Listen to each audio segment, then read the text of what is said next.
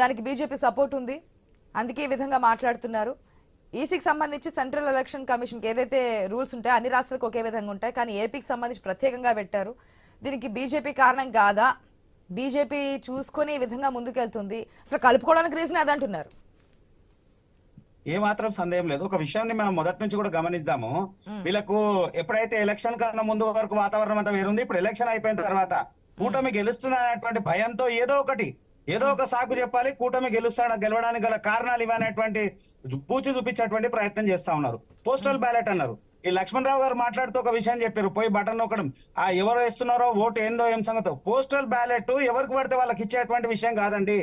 Postal ballot అంటే నిజంగా కూడా ఎవరున్నారు, ఆ అధికారి ఏ డిపార్ట్మెంట్ లో పనిచేస్తుండు, ఎప్పుడున్నాడు, ఎక్కడ సర్వీస్ చేస్తుండు, ఏం చేస్తుండు, పూర్తి వివరాల తర్వాత వాళ్ళకి పోస్టల్ బ్యాలెట్ ఇవ్వడం జరుగుతుంది తప్ప పోస్టల్ బ్యాలెట్ అనామకులకు ఇచ్చేటువంటి సాధారణమైన ఓట్ సిస్టమ్ కాదు. అలాంటిది పోస్టల్ బ్యాలెట్ ఎవరు పడితే వాళ్ళు వస్తారు, ప్రైవేట్ ఎంప్లాయీ వేసేస్తాడు, ముఖం తెలియనోడు వేస్తాడు, పేరు ఉండదు, ఏదో అందులోనే రిగ్గింగ్ జరిగింది. ఎంత హాస్యాస్పదమైనటువంటి విషయం ఒకసారి మనం గమనించాలి.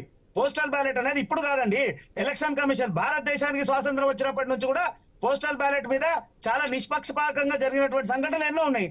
దాన్ని కూడా మీరు అవహేళన చేసి మాట్లాడడం సమంజసం కాదు. ఒకటే విషయము, ఆడ కూటమి ఏడ గెలుస్తుందనేటువంటి భయమే తప్ప ఏ మాత్రము వీళ్ళు మేము ఇది చేసినాం అనేటువంటి అంశం ఎక్కడ కూడా మాట్లాడలేరు. అంటే కూటమి గెలుస్తుందనే భయమే కదా, లేకపోతే ఇవన్నీ చేయాల్సినటువంటి అవసరం లేదు. దాని మీద వాళ్ళకు రకరకాల అపోహలు ఉన్న తర్వాత వాళ్ళు ఏమన్నారు, ఆర్ఓ సంతకం పెట్టాలి, ఈసీ సంతకం పెట్టాలి, వాళ్ళు పెట్టాలి. సరే, సంతకం పెట్టింది లేదనేటువంటి విషయం మీద కోర్టు వరకు కూడా వేరు కదా. కోర్టు ఏం ఆన్సర్ ఇచ్చింది, అవన్నీ అవసరం లేదండి, ఈ వివరాలు ఉంటే చాలు, వాళ్ళకి సంబంధించినటువంటి ఏదైతే ఐడి ప్రూఫ్స్ ఆ వివరాలు ఉంటే సరిపోతుందని చెప్పి క్లియర్ ఇండికేషన్ ఇచ్చింది. మళ్ళా కోర్టును కూడా తప్పు పట్టడము, కోర్టు కూడా ఇన్ఫ్లుయెన్స్ చేస్తాడు చంద్రబాబు నాయుడు. కోర్టు కూడా అరే ఇన్ఫ్లుయెన్స్ చేసిన జైలుకి ఎందుకు పోతాడు, చంద్రబాబు నాయుడు గారు జైలుకి ఎందుకు వెళ్ళారు, వారికి బెయిల్ రావడానికి ఎందుకు ఇబ్బంది, ఎన్నోసార్లు చూసినాము. అరే ఆ చిన్న స్థాయి కేసులోనే బెయిల్ రావడానికి ఇబ్బంది పడేటువంటి దాఖలాలు మాజీ ముఖ్యమంత్రికి పట్టినప్పుడు ఎట్లా ఇన్ఫ్లుయెన్స్ చేయగలుగుతాము? అంటే బీజేపీతో పొత్తులో లేరు కదా. వాస్తవమైనటువంటి విషయం మాట్లాడినప్పుడు మరి జగన్మోహన్ న్యాయవాసులు ఇన్ఫ్లుయెన్స్ చేయలేదా? 10 ఏళ్ళుగా జగన్మోహన్ రోజు ఎందుకు పట్టింది బెయిల్ రాకన్నా బీజేపీ వాళ్ళకి తెలియాలి. కలిసారు కదా, ఒకసారి అడగండి. ఆయన అధికారంలో ఉన్నప్పుడు జగన్ ఒక్కసారైనా కోర్టుకు వచ్చిండా? ఆయన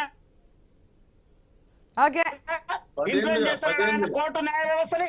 ముఖ్యమంత్రి స్థాయి నుండి ఒక్కసారి కూడా రానటువంటి పరిస్థితులు ఉన్నాయి. ఏదైనా మాట్లాడితే మీరు ఆలోచించి మాట్లాడాలి. న్యాయస్థానం అనేది అందరికి సమానమైనటువంటి వాటి ఉంటుంది, దానిలో ఎక్కడ కూడా ఏ పార్టీ ఇన్ఫ్లుయెన్స్ చేసేటువంటి పరిస్థితి ఉండదు. అలాగే ఎలక్షన్ కమిషన్ కూడా, కేంద్ర ఎన్నికల కమిషన్ ఏ మాత్రం ఏ పార్టీలకు లోబడి కాకుండా నిష్పక్షపాతంగా చేసేటువంటి పార్టీ ఏదైనా ఉందంటే ఎలక్షన్ కమిషన్ దేశం మొత్తం గౌరవిస్తుంటే మీరు మాత్రం అవహేళన చేసినట్టు మాట్లాడుతున్నారు. అది సమంజసమైనటువంటి పని కాదు. భారతీయ జనతా పార్టీ మొదటి నుంచి కూడా, ఇప్పుడు కాదండి, మొదటి నుంచి కూడా అవినీతి రహిత పాలన మీదనే పనిచేసుకుంటూ వచ్చింది. అవినీతి రహిత పాలన మీదనే ఎన్నో విప్లవాత్మకమైనటువంటి మార్పులు చేసినటువంటి దాఖలాలు భారతీయ జనతా పార్టీలో ఉంది.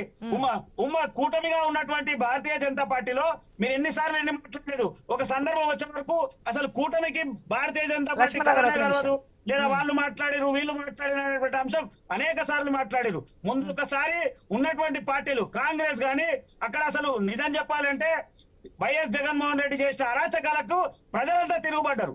ఆ స్థాయి కదా ఓటమి శాతం, ఓటింగ్ పర్సెంట్ పెరగడానికి కారణం. దయచేసి ఆలోచించాల్సి మాట్లాడాల్సిన అవసరం ఉంది. పెద్దగా లేదు, 4-5 రోజులు అయితే ఎవరిది గుర్రం ఎప్పుడు గెలుస్తుందో, ఎవరు గెలుస్తారో, ఎవరు ఓడిపోతారో అన్ని మనకు క్లియర్ కనబడతా ఉన్నాయి కదా.